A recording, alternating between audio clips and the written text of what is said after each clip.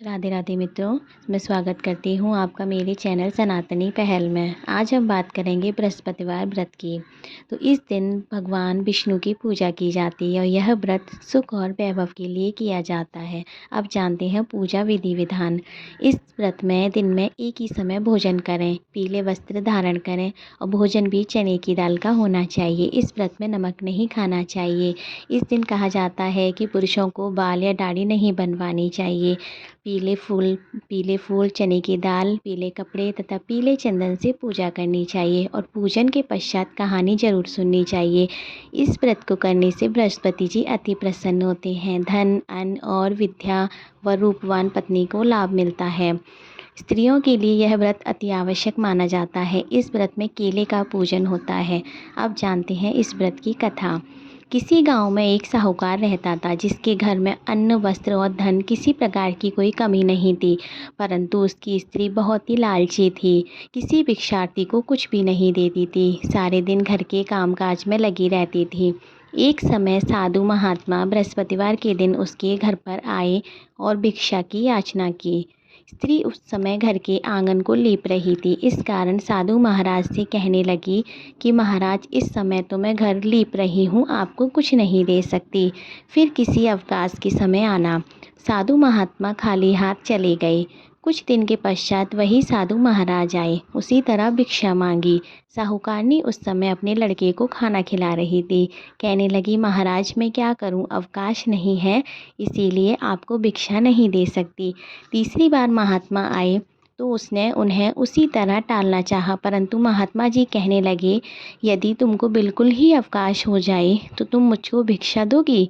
साहूकारनी कहने लगी, हाँ महाराज, यदि ऐसा हो जाए तो आपकी बड़ी कृपा होगी। साधु महात्मा जी कहने लगे कि अच्छा, मैं एक उपाय बताता हूँ।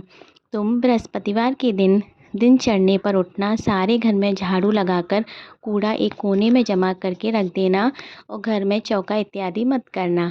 फिर स्नान आदि करके घर वालों से कह देना उस दिन सब दाढ़ी अवश्य बनवाएं।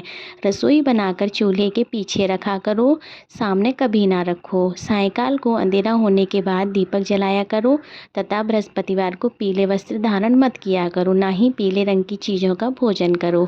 यदि ऐसा करोगी तो तुमको घर का कोई काम नहीं करना पड़ेगा। साहूकारनी ने ऐसा ही किया। बृहस्पतिवार को दिन चढ़े पर उठी, झाड़ू लगाकर कूड़े को घर के एक कोने में जमा कर दिया। पुरुषों ने दाढ़ी बनवाई, भोजन बनवाकर चूल्हे के पीछे रखा। वह सब बृहस्पतिवार ऐसा ही करती रही। अब कुछ दिनों के बाद उसके घर में खाने को अन्न का दाना ना रहा। थोड़े दिनों बाद महात्मा फिर आए और भिक्षा मांगी, परंतु सेठानी ने कहा, महाराज मेरे घर में खाने को अन्न नहीं है, आपको क्या दे सकती हूँ।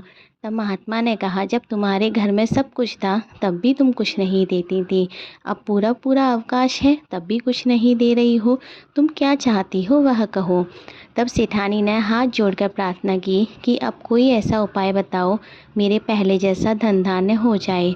अब मैं प्रतिज्ञा करती हूँ कि अवश्यमेव जैसा आप कहेंगे वैसा ही करूँगी।